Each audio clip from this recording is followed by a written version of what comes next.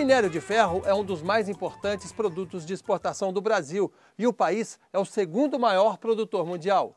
O nosso minério de ferro é de ótima qualidade com grande concentração do metal. O Itabirito de Minas Gerais contém 50% de ferro em sua composição e a hematita do Pará 60%. Esta é a mina do Andrade, em João Molevade, Minas Gerais.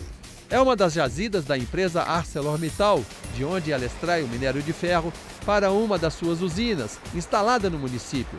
A capacidade de produção da mina é de 3,5 milhões de toneladas por ano.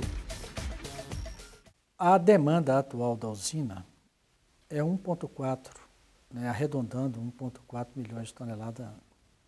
Como nós estamos produzindo esse ano a ritmo de 2,5, nós temos um excedente de 1,1 milhões de toneladas que temos utilizado para atender ao mercado doméstico e ao mercado internacional.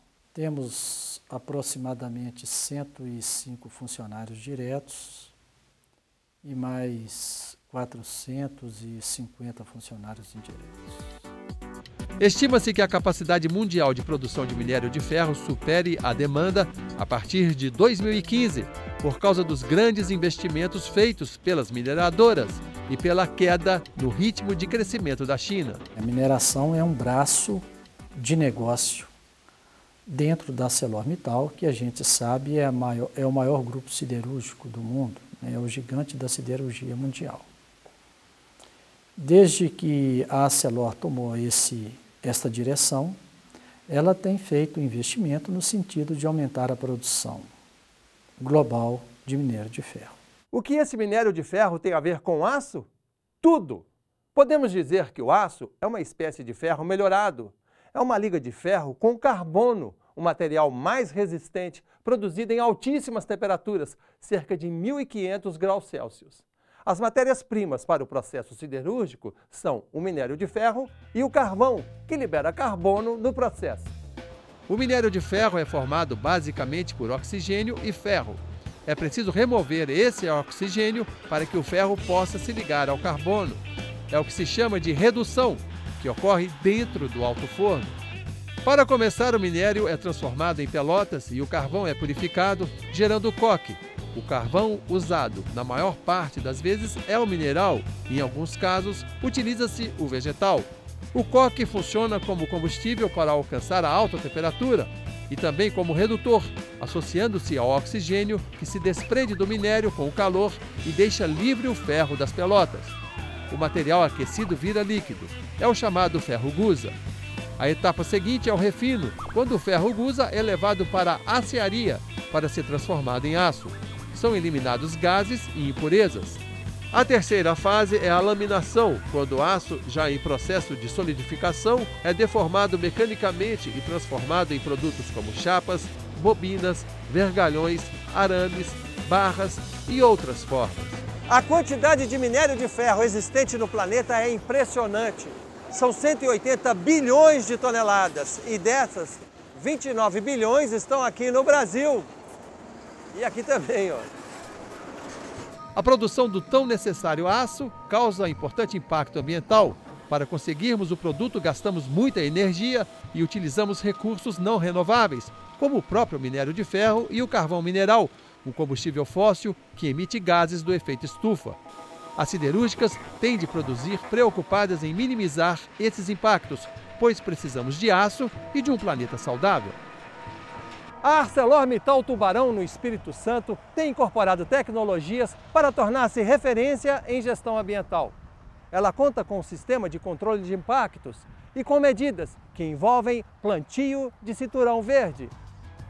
Esse cinturão desempenha um papel de barreira física de material particulado, visa o uso racional da água e o reaproveitamento de resíduos para a geração de energia.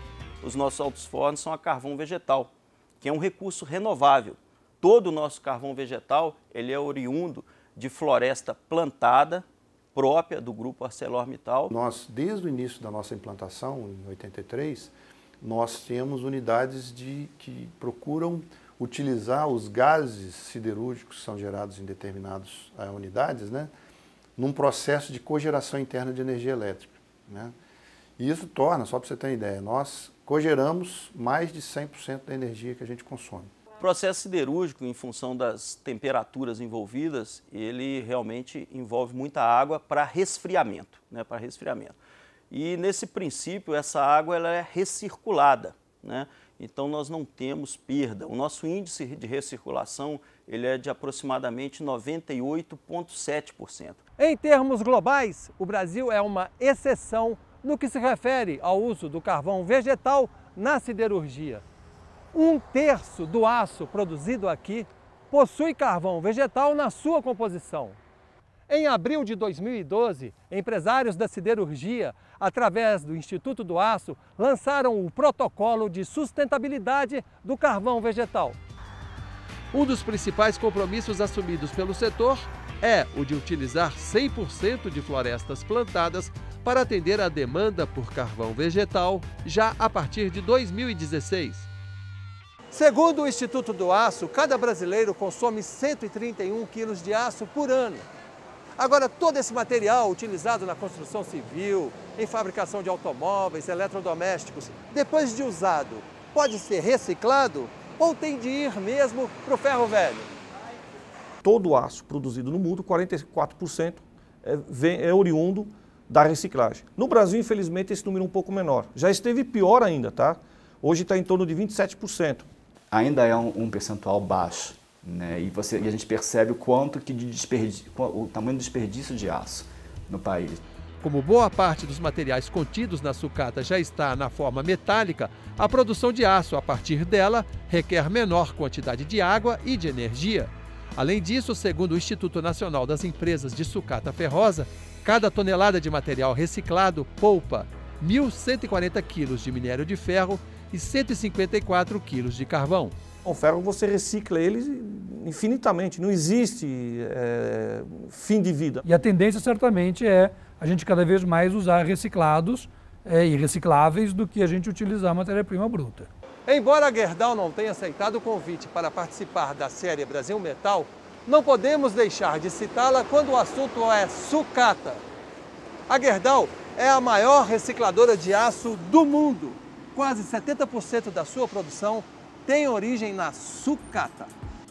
Com a economia globalizada e a extrema competitividade do mercado internacional, é praticamente impossível saber que parte do mundo vai usufruir desse aço, resultado do trabalho desses homens e mulheres. Certamente, esse produto se somará a outros, produzidos em outras tantas partes do planeta, para compor produtos que, afinal, serão de fabricação mundial. Essa é a lógica que faz girar o mundo globalizado. E é indiscutível a necessidade de se investir na indústria siderúrgica do país para que ela se destaque nessa roda.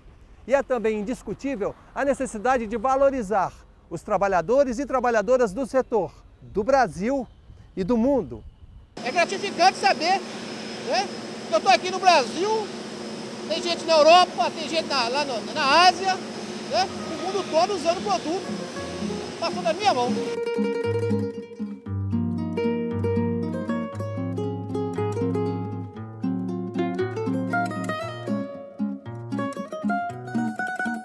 No próximo programa, nós vamos falar das relações entre trabalhadores e siderúrgicas no decorrer da história. Momentos do passado duros como o aço que precisam ser lembrados para sabermos o quanto custaram as conquistas da categoria. Até lá!